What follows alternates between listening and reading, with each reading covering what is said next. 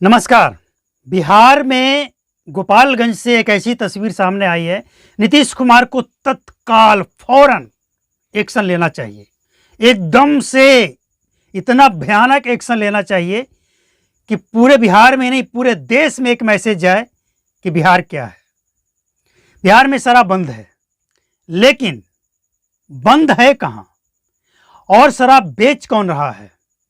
Bihar police की आज हालत क्या हो गई है, सब कुछ डिकोड होगा आज की इस रिपोर्ट में। चैनल पे पहली बार आए, फर्स्ट टाइम विजिट किए हैं तो सब्सक्राइब करके बेल आइकन को प्रेस कर लें और बेल आइकन को भी दबा लें ताकि नोटिफिकेशन आपके मोबाइल तक पहुंचता रहे। गोपालगंज के फुलवरिया थाना क्षेत्र के जो थाना अध्यक्ष हैं जय हिंद यादव, इनकी हालत ऐसी हो गई है कि अस्पताल में इलाज कराना पड़ा। और सिर्फ इन्हीं की नहीं, इनके साथ जो लोग और गए थे उन लोगों की भी। और वहां के एसपी साहब का खुद ये बयान आया है कि जो तस्कर है अजय यादव, यादव थाना अध्यक्ष भी यादव और तस्कर भी यादव।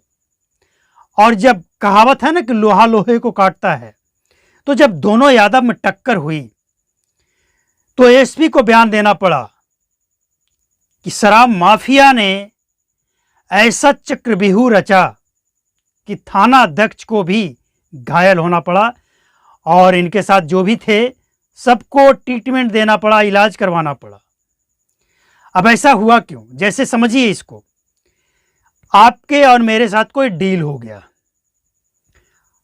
गया, काम चल रहा है, मामला शांत है, सब कुछ ओके। अचानक कोई बड़ा अफसर आता है और कहता है कि हम कुछ सुनेंगे नहीं, कार्रवाई सख्त होनी चाहिए। अब ये जय हिंद यादव जो हैं वो कार्रवाई करने लगे तो अजय यादव कहते हैं कि अरे भाई कल तो आपको डोज दिए थे, अब आज क्या हो गया अचानक से? तो नहीं, ऊपर से आदेश है। अरे ऊपर से आदेश है और हम जो दिए उसका कोई मायने नहीं है। तो जब ऐसे पुलिस वाले रहेंगे, ऐसे माफिया जहां होगा वहां यही होगा, पुलिस वाले पिटेंगे। पुलिस वाले के पास है क्या? माफियाओं के पास वो सब कुछ है जो पुलिस के पास भी होना चाहिए, लेकिन नहीं है। तो ये हालत है बिहार पुलिस की और इसीलिए बिहार पुलिस के जो जवान हैं उनकी हालत हो रखी है।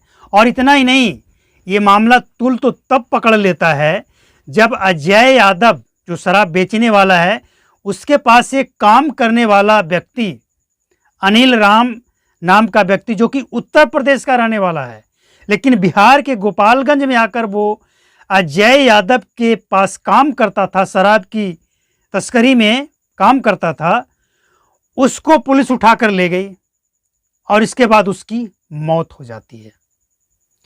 तो बवाल तब शुरू हो जाता है जब अरेस्टिंग के बाद अनिल राम की मौत हो जाती है। तो अब तरह तरह की बातें हो रही है, लेकिन सच्चाई क्या है? बिना कहे, बिना सुने, बिना जांच के कुछ कहा नहीं जा सकता है और अफवाह फैलाना सही नहीं होगा जब तक कि जांच रिपोर्ट आ नहीं जाता है। आखिर मौत कैसे हुई, क्यों हुई, कारण क्या है, और ये डील जो था इसकी भी जांच चल रही है कि आखिर ये सब कुछ होता क्यों है। समझिए ना कि पुलिस वाले कोई पहली बार मार नहीं खाए हैं। पुलिस वाले को कई बार इस तरह के हादसे का शिकार होना पड़ा और इसके पीछे का कारण है कि जब आप शराब बेचने वाले या किसी भी से आप पैसे लेंगे और पैसे लेने के बाद भी उसके ऊपर हमला करेंगे, उसको पकड़ेंगे, तो भाई वो पैसे के आगे किसी को नहीं देखता है, न जात, न पात, न धर्म, और ना ही उसके लिए कोई मायने रखता है रिश्तेदारी। ये वो लोग हैं, माफिया का मतलब वो है कि वो अपने बिजनेस को आगे बढ़ाने के लिए रास्ते में जो रोड़ा बनेगा उसका सफाया करवा देगा वो, और वही हो रहा है। तो बिहार पुलिस अगर शराब माफिया पे नकेल कसना चाहती है सचमुच, तो सबसे पहले बिहार पुलिस को ईमानदार होना पड़ेगा।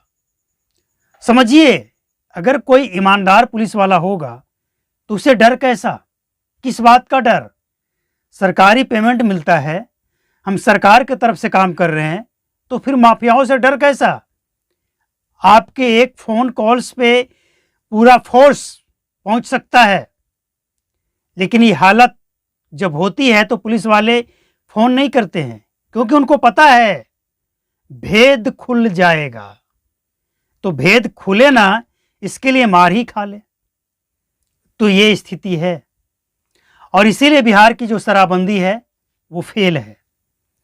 जहां जय हिंद यादव जैसे पुलिस वाले होंगे और अजय यादव जैसे शराब माफिया होंगे, वैसे बिहार में जहां इस तरह के साठ गांठ चलता हो, वैसे बिहार में शराब कभी बंद नहीं हो सकता है।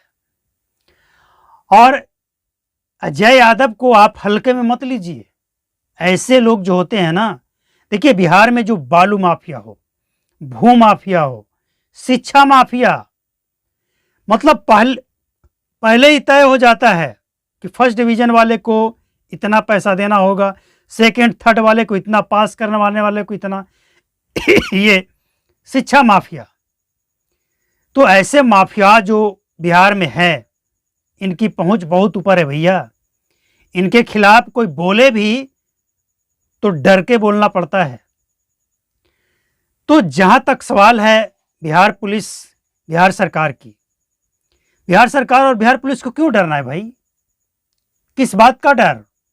कहावत है कि कानून का हाथ बहुत लंबा होता है, तो लंबे हाथ दिखाइए और ऐसे लोगों को गिरेबान में हाथ डालकर और मीडिया के सामने लेकर आइए कि हमने वो कर दिया जो हमें करना चाहिए था और बहुत पहले करना चाहिए था। तो जब तक ऐसे तस्करों पे ठोस कार्रवाई, ठोस का मतलब समझ रहे हैं, ऐसी कार्रवाई कि ऐसे माफिया करा उठे। और ये जो अनिल राम जैसे लोगों की मौत होती है ना, ये सही नहीं है। ये लोग मोहरा हैं और कुछ नहीं। असली जो गुनाहगार है उसे पकड़ना होगा, जो नकली और जहरीली शराब परोसता है, जनता के पैसे को ऐंठता है। तो आप सोचते होंगे ना कि ये जो महंगी शराब है, लाता कौन है, मंगवाता कौन है और ये खपता कहाँ है? एक मोतिहारी से तस्वीर आई है, होटल में पार्टी चल रहा था, शराब की पार्टी, महंगी महंगी इंग्लिश से ब्रांडेड शराब पकड़ी गई है। तो ऐसे लोग महंगी शराब खपाते हैं, पीते हैं, और अनिल राम जैसे लोग इसका शिकार होते हैं। और अनिल राम में अकेले ऐसे व्यक्ति नहीं हैं, हालांकि ये तो यूपी के हैं, लेकिन बिहार में ऐसे कितने अनिल राम हैं जो शराबबंदी कानून के शिकार हो गए। तो सवाल वही है कि ये जो कानून है, बड़े, कहावत है कि बड़े मछली को जब आप पकड़ेंगे ना, तो छोटे मछली अपने आप डर जाएगा। तो बड़े तस्करों के ऊपर लगाम लगाने की, पकड़ने की, कुर्की जब्ती करने की, मतलब ऐसी कार्रवाई हो कि आसपास जो और किसी भी टाइप का माफिया हो ना, उसकी रूह कांप जाए। ऐसी कार्रवाई होनी चाहिए, तब जाकर लगाम लगेगा। और अनिल राम जैसे